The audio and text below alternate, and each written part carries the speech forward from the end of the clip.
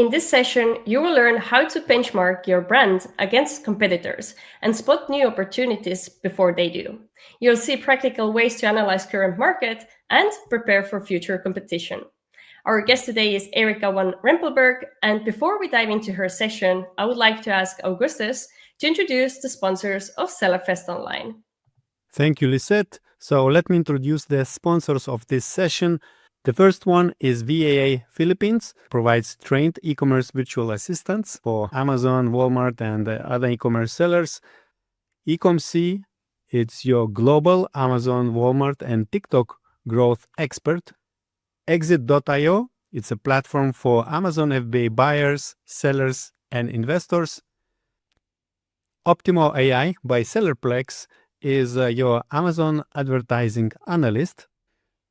MerchJar is your AI copilot for Amazon advertising. DataHawk is an enterprise-grade analytics for Amazon and Walmart sellers.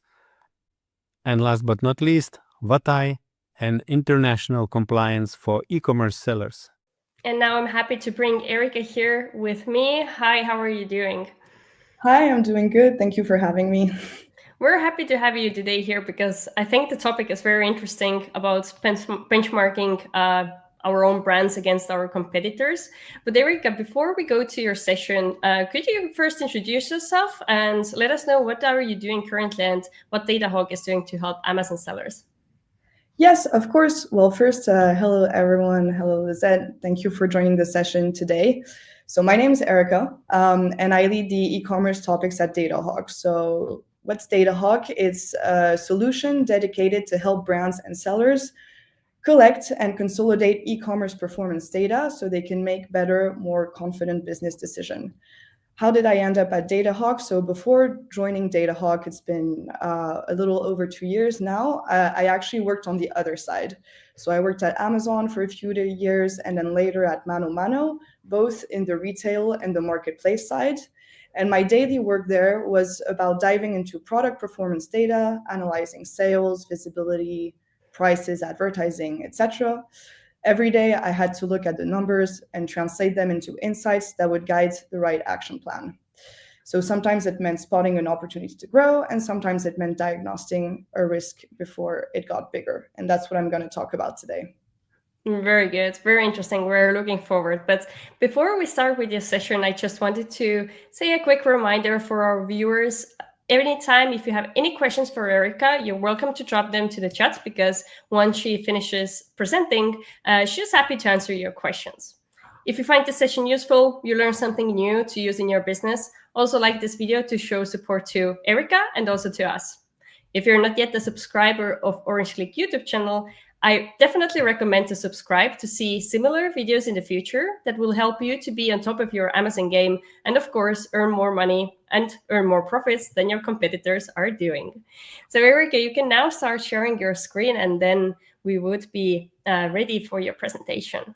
Okay, perfect. So today I wanted to tap on a specific use case because there's a lot to cover on how to perform on Amazon. But this one is about benchmarking. So how you can benchmark your brand against competitors and spot opportunities first. So first, let me ask you a few questions. First one, most important one, do you truly know how your brand stack up against others in your category? Second, do you know if your competitors are gaining share while you're stable, or if a new brand is quietly entering and starting to grow faster than you? And third, do you know how to react when your visibility suddenly drops on Amazon? These are very important questions that every seller faces sooner or later. And the answers depend not just on your own sales numbers, but on how you compare with others around you. And that's where the benchmarking comes in.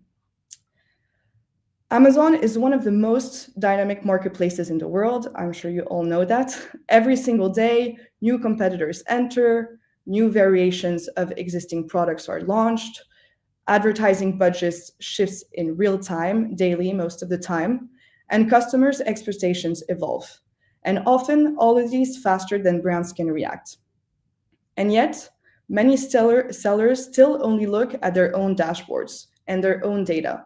They will track their sales, maybe some advertising KPIs, but they rarely look at the environment around them and who's competing against them. The danger here is that you might feel comfortable if your sales are stable or slightly growing, but meanwhile, competitors might be growing much faster, or they may be capturing new keywords and categories that you haven't noticed. Let's say it's a bit like running a marathon, but with blinders on. You might be running at a steady pace, but without looking left or right, you have no idea if you're leading or if the rest of the field has already passed you. That's why benchmarking matters. It's not only about measuring yourself, your market share, it's about seeing the race you're actually running. Let's make this a bit more concrete. So, what are the benefits of benchmarking? First, it gives you clarity on your true position. You know not just your sales, but your share of sales compared to the market. Second, it helps you identify gaps that competitors have not yet filled. For instance, you might see that a certain pack size or flavor is underrepresented, but demand exists. That's an opportunity. Third, it allows you to learn from leaders. By analyzing what the top performers are doing, could be pricing, attributes, review strategy, you can reverse engineer what works. What are the risks if you don't do that, if you don't benchmark? Well, first, that competitors are going to silently steal your share without you even noticing. Second, you miss out on emerging trends because you weren't watching, so missing opportunities. And third, you base your decisions on incomplete data. When I say incomplete data, it's just looking at your own data, which can lead to wrong strategies. Think about it this way. Business decisions are only as good as the information you base them on. If your data is incomplete, your strategy will be incomplete too. On Amazon, where small changes can have big effects, accurate benchmarking and data is your safety net.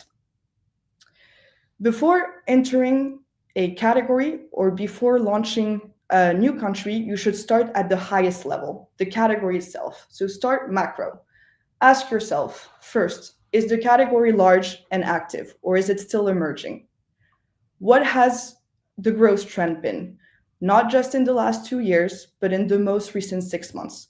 Sometimes a category can look strong historically, but it's now on a steady or decline phase, or actually the opposite, it's suddenly accelerating, which means it's your time to enter that category. What's the seasonality pattern? Are there strong peaks at certain times of the year that will affect when you should launch? Or once you're launched, help you anticipate your stock intake and be ready for demand? Let me give a very simple example. Imagine you're launching garden furniture in Europe. If you launch in August, just as demand is about to fall with the end of the summer, you're going to misinterpret the market and think that your product might be failing. But if you had looked at seasonality data beforehand, you would know that the real demand peak is in April and May. Another key metric, very important one, especially on Amazon, is the ASP, the average selling price. If the average selling price is falling steadily, that may signal heavy competition or even a lot of price wars, which would put pressure on your margins. If ASP, on the other hand, is rising, it may signal that the market is moving towards a more premium version of itself, which opens a different kind of opportunity for you to decide to go for it or not. And finally, also important when launching a new market is looking at the e-commerce penetration, especially of Amazon. In some countries like the US or the UK, Amazon dominates in certain categories, not all of them, but in others, Amazon may only account for part of the e-commerce penetration. So your expectations must be adjusted accordingly to that.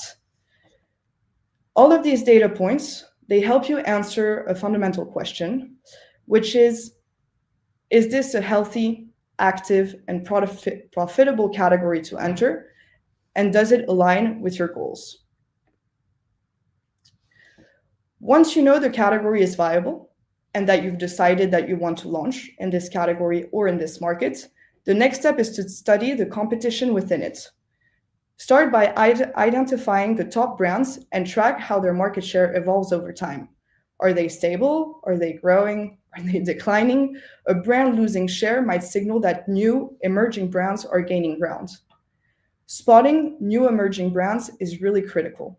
For example, if a brand grows from 1 to 5% of market share within 6 months, that's not just noise, that's actually momentum. And that tells you where customers' attention is shifting.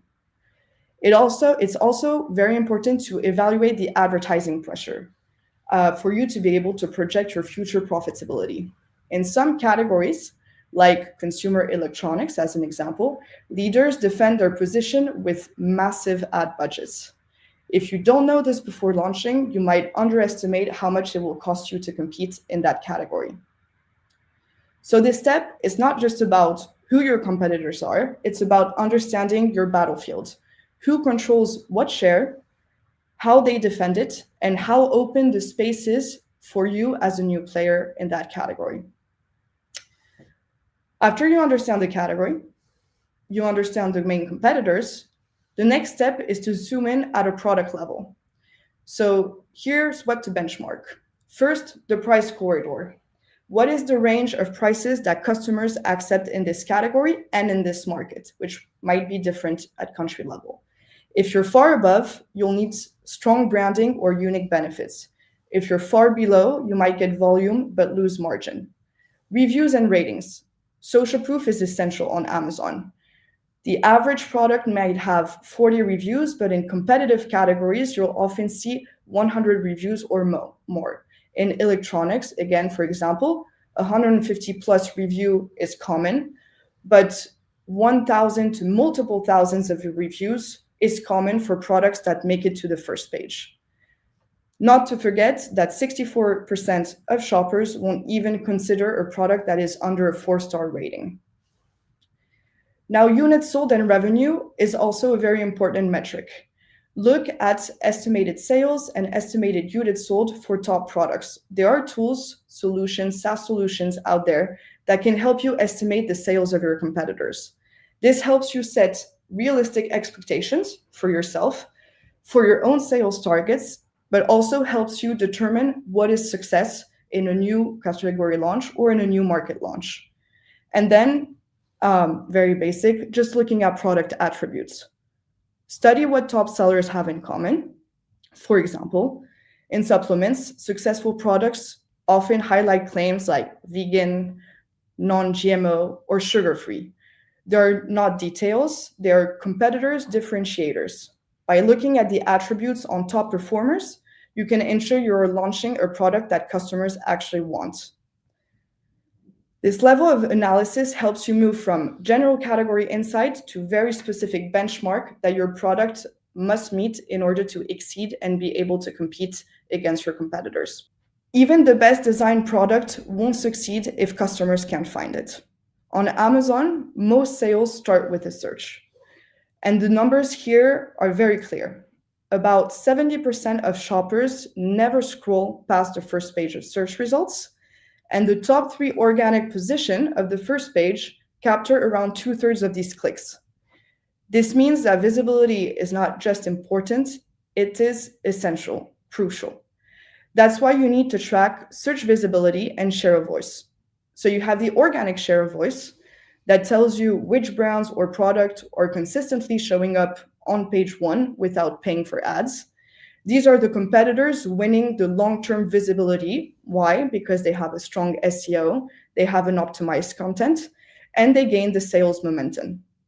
Then you have the sponsored share of voice that tells you who is investing heavily in advertising.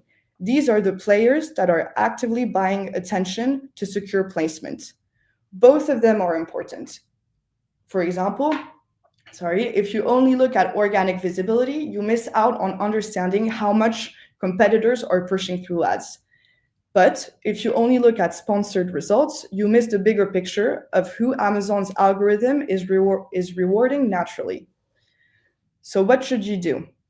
1, track your own share of voice for your most important keywords, both organic and sponsored. 2, compare against your competitor sets. Are you appearing more or less often than they are? And 3, try and spot trends early. Example, if a competitor suddenly increases their sponsored presence, that's a sign they're investing aggressively and you may need to defend your space.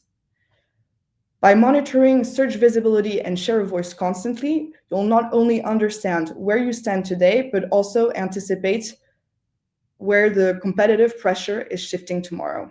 So what does it look like to actually reach page one? As we saw that 70% of the customers don't go after page one. When you study page one products, you usually find clear benchmarks. 4+ star average rating, 50 to 100 reviews minimum. So this is, general analysis, but I would say from experience, often more than 1,000 minimum reviews in mature categories, and a competitive price that sits inside the corridor.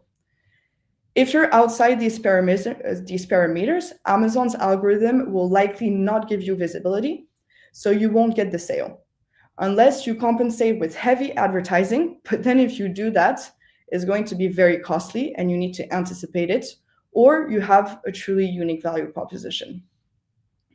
That's why benchmarking is very powerful. It shows you the entry ticket to page one. With this knowledge, you can plan your pricing, your review strategy, and content before you even launch. Now, what happens when your visibility suddenly falls in a category that you're already selling in? Well, this is where a quick diagnosis is critical. So yourself or your team, account management team, should ask themselves, did you go out of stock on the product?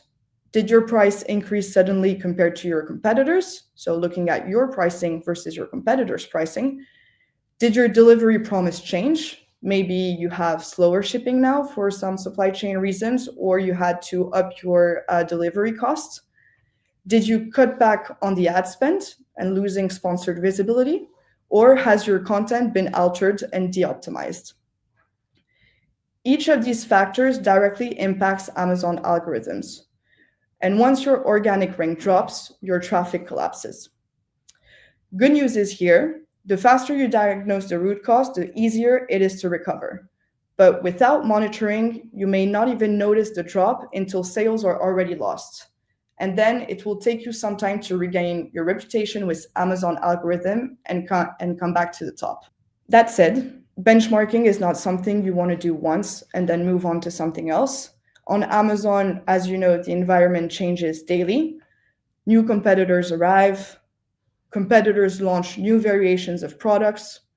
Pricing strategies shift daily, sometimes multiple times a day, and ad budgets can increase and decrease very quickly as well. That's why continuous monitoring is so important. Think of it as having a radar for your business. You see threats and opportunities as they appear rather than after they've already changed the markets. The brands that succeed long term are not always the biggest one, actually. They are the ones that monitor constantly and also, very important, monitor constantly and are able to adapt quickly to changes. So let's make this a bit more practical. How do you put all of this in action? Well, step one, define your competitor set. Don't only track products that look like yours, also track substitutes. If you sell protein powder, for example, meal replacement shakes are as well competitors.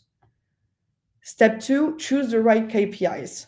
The essentials are visibility, so share of voice, reviews, ratings, pricing, very important, units sold, and revenue. Without these, you don't have the full picture of what is happening within the category. Step three, build habits and systems within your company. Set up dashboards, schedule weekly check-ins, so WBRs, create alerts for sudden shifts in visibility or pricing. This prevents surprises. And step four, very important, act fast. Data without action is completely useless. If you see a competitor doubling their ad presence, you need to respond straight away. If the ASP, so the average selling price, is falling, adjust your pricing or bundle strategy. If a trend is emerging, consider product extension. The most successful brands on Amazon are not necessarily the ones that have the deepest pockets.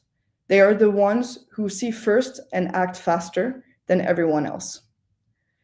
So to wrap up this session, Benchmarking gives you clarity. You know where you really stand, not just what your own numbers tell you. Monitoring keeps you agile. You can react to changes before they become problems. And accurate data ensures that your decisions are based on reality and not assumptions. On Amazon, the game changes daily. Sellers who only look inward often fall behind. Sellers who benchmark, monitor, and act on accurate data are the ones who spot opportunities first. And that's all I have to say for this session. Thank you very much for your attention today, and I look forward to the questions. Perfect, Erika. Thank you so much for the presentation. Definitely a very important topic for Amazon sellers, and I really love the last, or like one of the last points you shared about that it's not always about how much money you have, but how fast you can react. And I think on Amazon Marketplace specifically, the speed is so important. Also considering all of these latest updates and everything that goes around in e-commerce, it's crazy. So definitely there could be even like an advantage for the smaller teams, I would say.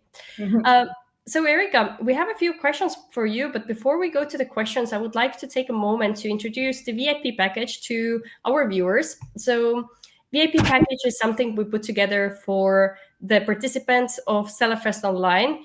It includes 20 advanced expert sessions. We ask experts to record just for you. So these sessions are not available anywhere else, and you will have lifetime access to them to watch them whenever you need, because they're covering different topics. And to make it even more useful for you to get ahead of your competition, we also included two very nice bonuses. Bonus number one is that you're going to get recordings from the European Sec Conference 2024, which is the biggest event Orange Klik organizes every year in Prague. So you're going to have access to all of the speakers' presentations from top Amazon sellers in the world without even needing to fly to Prague. And the second bonus material comes from Brendan Young. It's an exclusive masterclass about product discovery, validation, and AI design. Brandon usually sells it for $500, and it consists of 30 different lessons. So now he decided to put it to the VIP package as well to help you to be ahead of everything and have a roadmap to really discover good products, to validate them and launch them in a successful way. And as I said, these two bonuses are in addition to all the rest 20 sessions we have. And Erika also recorded a session for us. So Erika, can you give us a quick comment? What did you record for the VIP session? So for the VIP session is basically a material that covers the topic that was covered today. So how to actually use data to be able to benchmark against your competitors, but it gives a more in-depth and deep dive analysis on how a potential dashboard could look like, how to read it, and how to get insights out of the many data points that need to be looked at when you're benchmarking against your competitors.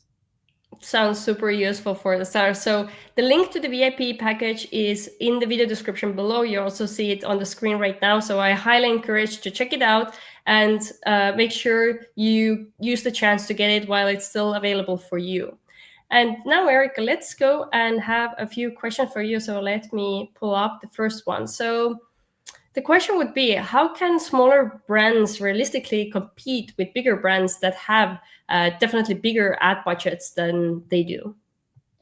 Yes.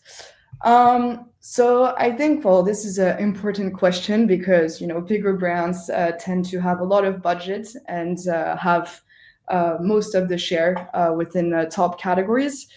I think the idea is really to be able to deep dive and find opportunities where you can enter the market, but at the most optimized, let's say, budget. So first, it could be looking at, keywords. So which are niche keywords, but that match your product and where you could get basically not free visibility, but cheap visibility on these specific keywords, looking at long tail keywords as well, where competition is lower and meaning that your bid is going to be cheaper and you'll be able to start with that, gain a bit of traction. The idea of Amazon is, as you all know, the flywheel. So, you can start small and by gaining traffic, you're going to organically rank better anyways. You can also work on your content. So look at the content of your competitors.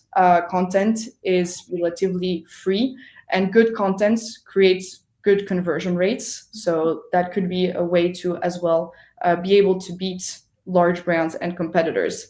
And then leverage, I would say, the customer reviews and the social proof. So look at your competitors, look at the negative comments that they have, see where your product can beat them, and kind of advertise on it in your product detail page content, for example. Leverage what your competitor is doing wrong and try to advertise the fact that you're doing it right. Very good. It's a very good insight. Thank you very much, Erica. We have one more question here. So viewer is saying, hi, Erica. If you only had time to track one thing, what would it be? Such an interesting one. I think it would be visibility for sure. So as Book mentioned during the presentation, most of Amazon's sales are done by a customer going to the search bar and searching directly like you would do on Google for what they're looking for. And then they're not going to go to page 2. And sometimes, most of the time, they don't even scroll down to page 1. So if you want to get the sale, visibility is the most important one. And also, as now e-commerce is really big, customers tend to know when a product is sponsored or not. So what's really important is the actual organic ranking and the organic visibility. What you want is to organically rank on page 1. Why? Because I think first customers are going to trust more the organic algorithm of Amazon than the sponsored one, but also it's just going to cost you less because sponsored meaning you're paying for advertising. So you're basically getting free traffic and free sales. Sounds really good. Thank you so much, Erica. I'm really glad you took the time to come here today and educate our community. But before we leave, Erica, could you once more summarize what is DataHawk and how do you help Amazon sellers? Yes, of course. So DataHawk is a SaaS solution. We're an e-commerce analytics platform. We provide data on any basically metric, performance metric that a seller, a brand, or an agency would need to be able to monitor its performance on Amazon. We consolidate it in ways that you can have a holistic view of what is happening on your brand, on your products, and just make it easier for you to be able to get clear, actionable insights that you can put then into practice to be able to, grow your brand, but also make it more profitable. Good, thank you so much. And also we have a special offer to use DataHawk in the video description below. So I highly encourage you to go there once we are finishing with the session to learn more how it could be useful for your business. So Erica, thanks again, and I hope to see you soon on our channel. Me too. Thank you, Lisette. And now I would like to invite you to watch another video on our channel where you will learn how to develop Amazon products by using AI.